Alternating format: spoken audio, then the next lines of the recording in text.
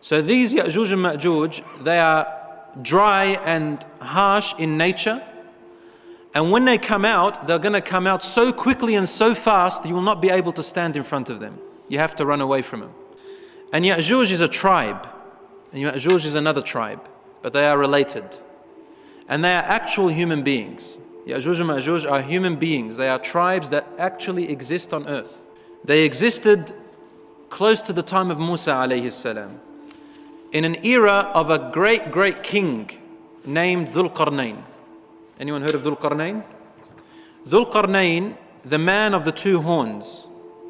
He was called that name because he used to wear a hat that had two horns coming out of it. DZULQARNAIN was an extremely powerful king, and he was a worshipper of Allah, a righteous, just Muslim king, among the best that ever existed on earth. And he had so much power, so much authority, that his kingdom reached, why do I say almost? Because there were parts of the world where civilization hadn't reached yet, as today.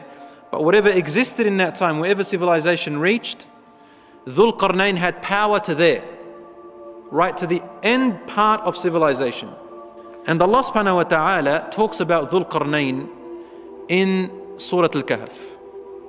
It speaks about DZULQARNAIN as being that king. And Allah subhanahu wa ta'ala describes him, as I said, as a just and fair leader who used to say, whoever does good, then we will reward him. And whoever does wrong, then we will punish him a punishment in this earth, and in the hereafter will be punished by his Lord, a punishment that is unheard of. So he was very strict on laws that Allah subhanahu wa ta'ala has sent down. And he was very rewarding and generous for those who do good. So everybody loved him.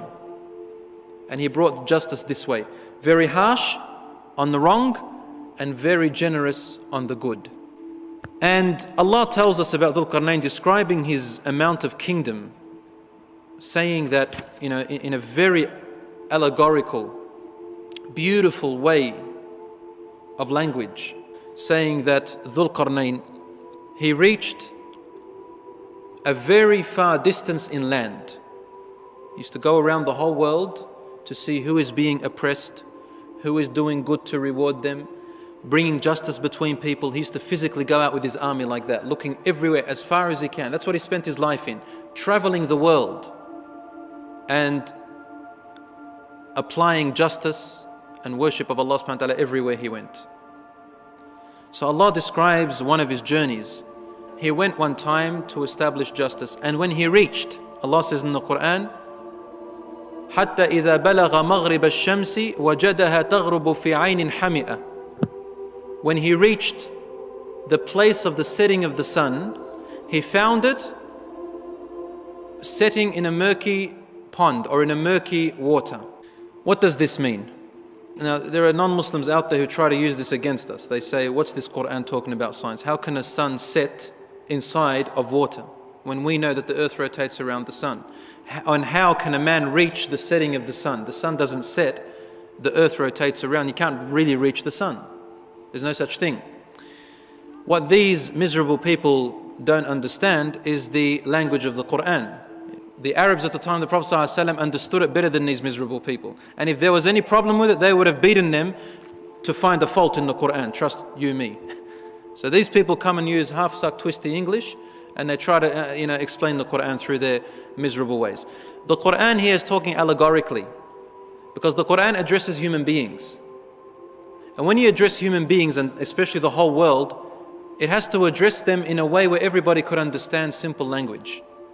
Allah is saying allegorically in a beautiful speech that, in two things, he reached a place where it looks like the sun is setting. It looks like that.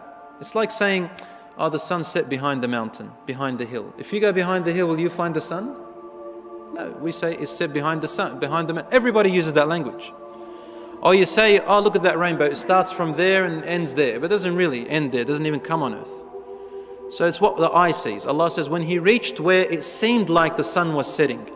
In other words, Allah is telling us, DZULQARNAIN reached a very, very far end of the world. He said he found it setting in a murky pond, meaning it looked like as if it was setting inside the ocean. And it looked murky to him. Because when the sun is setting, you could see a very strange appearance on the surface of the ocean. Allah called it hami'ah. murky or a strange appearance or a foggy appearance. He found the sun setting there, meaning there was no more land beyond where he reached, meaning Dhul-Qarnain reached the farthest land where nobody could reach even further. There was no more civilization after there. That's what that verse is talking about. He said he found people there that could hardly understand normal speech. They were very primitive in speech. They said, Ya Dhul-Qarnain, O Dhul-Qarnain, they knew he was the king. Can you please help us? Ya'juj and Ma'juj, they are corruptors on earth. Now I want you to analyze with me over here. These people who are complaining to Dhul-Qarnain, they were very primitive in lifestyle and in language. So he reached the border of the world where civilization was so behind. And they were trying to explain to him about this other civilization that are even worse than them, that are even more primitive, worse and corruptive than these people that he just met. So he said, Oh Dhul-Qarnain, Ya'juj and Ma'juj are very corruptive on earth. They kill, they take, they steal, they do all these things. Can we give you some help, bring you some people, so that we can help you to make a barrier between us and them, so that they can't come to us and they can be cut off from the world. Then Dhul-Qarnain replies, he said, Allah has already given me enough power. I don't need your help. Thank you for offering. But what I want you to help me with is just a little bit of starting off the foundations of the wall. I'll make between you and them a wall. Atuni zubar al-hadid. Bring me some of your zubar al-hadid. It's a kind of metal, like brass, very strong metal, that can withhold any kind of environment, climate change. It doesn't rust very quickly. It doesn't rust at all, and it doesn't break. Zubar al-hadid. So it's the metal that cannot get rusted. So he built it in such a way that he ordered for them to blow heat. So he melted it and molded it in such a way that it became so solidified, so strong through heat and through steel, that he said, حَتَّى إِذَا جَعَلَهُ نَارًا, he made it melting because of fire. He said, آتوني أفرغ عليه قطرا, bring me this other type of material that I may add to it, قطرا, that will make it extra strong. So the whole idea here, Allah is telling us that he built a wall or a barrier or a dam, something that was so strong, so impermeable, that nothing can reach and nothing can come, nothing can break it down anymore. No climate, no people, no weaponry, nothing.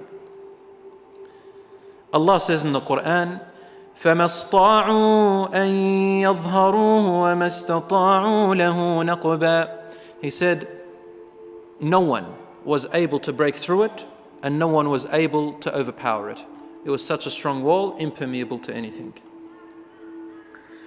And when Dhul-Qarnain looked at the people, they looked at this wall and they said, wow, this is a very strong wall. And Dhul-Qarnain wanted to teach them a lesson. Finally, he said, قَالَ هَذَا رَحْمَةٌ مِّن رَبِّي. He said, this is from the mercy of my Lord. What's the mercy here? That he allowed us to prevent you from the corruption of Ya'juj and Ma'juj. Then he said, فَإِذَا جَاءَ وَعْدُ رَبِّي جَعَلَهُ دَكَّاءَ وَكَانَ وَعْدُ رَبِّي حَقًّا. He said, now, this wall has been built there, it's strong. This is a mercy from your Lord for now. But when the promise of my Lord has arrived, Allah has decreed something that's going to happen. Allah will make this wall destroyed. He will destroy it. Dakka, meaning it will be level with the ground. وَكَانَ وَعْدُ رَبِّي حَقًّا. The promise of my Lord is truly going to come, no doubt. What is he saying here? He's saying that Ya'juj and Ma'juj will be blocked off the world, from the world, until a certain time that is going to come. Allah, it is only Allah who will destroy, who will allow for this wall to be destroyed, and when it is destroyed, this Ya'juj and Ma'juj will come out. Allah says, وَتَرَكْنَا بَعْضَهُمْ يَوْمَئِذٍ يَمُوجُ فِي بَعْضٍ وَنُفِخَ فِي الصُّورِ فَجَمَعْنَاهُمْ جَمْعًا. He said, and so we left them, Ya'juj and Ma'juj. We left them, and we left the people like this, in this way, Ya'juj and Ma'juj away from the people, and they living among one another. Allah says, but we will surely bring everyone, including Ya'juj and Ma'juj, everyone back when the trumpet is blown. So no one has been able to break through this wall ever since. And Allahu A'lam if anybody has ever reached that place. But if you want to know where it is, from the tafasir that I have read, and Allah knows best of course, they indicate that their position is somewhere near the upper part of the world, towards the North Pole. So towards the Russian areas in that sort of region, higher up towards the North Pole area. And Allah subhanahu wa ta'ala knows best exactly where they are.